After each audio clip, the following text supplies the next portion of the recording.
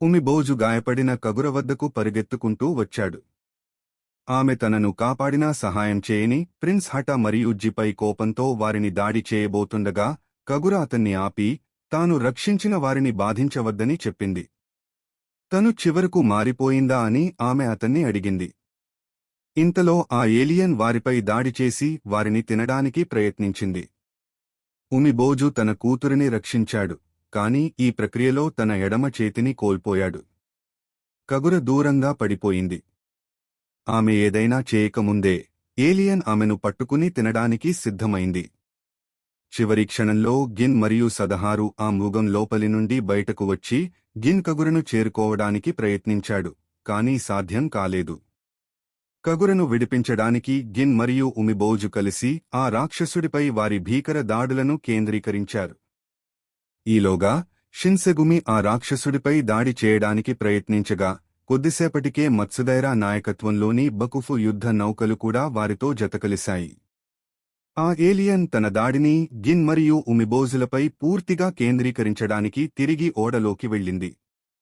అప్పుడు దాని Nexus, alien యొక్క కోర్, ఓడ నుండి బయటకు వచ్చి టెర్మినల్ యొక్క శక్తి వనరుల నుండి పెరుగుతూ పెద్దదిగా మారింది. వారు దానిపై దాడి చేయబోతుండగా కగుర ఆ కోర్ లోపలికి లాగబడటం చూశారు. ఇప్పుడు దానిపై దాడి చేస్తే ఆమె కూడా చనిపోతుందని వారు ఆగిపోయారు.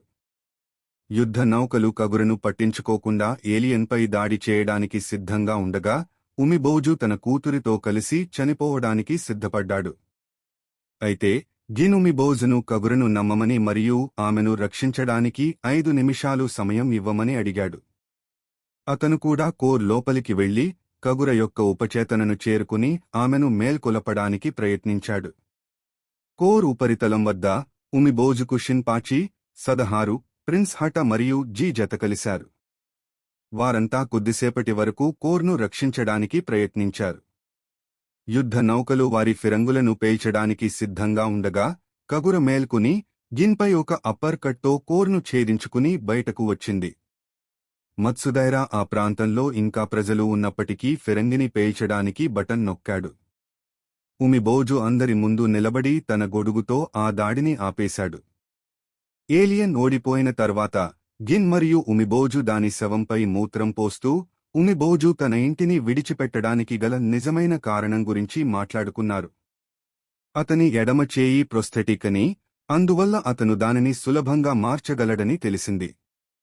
వాస్తవానికి ఆ చేతిని అతను తన కొడుకు కముయి కారణంగా కోల్పోయాడు. కముయి ప్రకారం అతనే పోరాట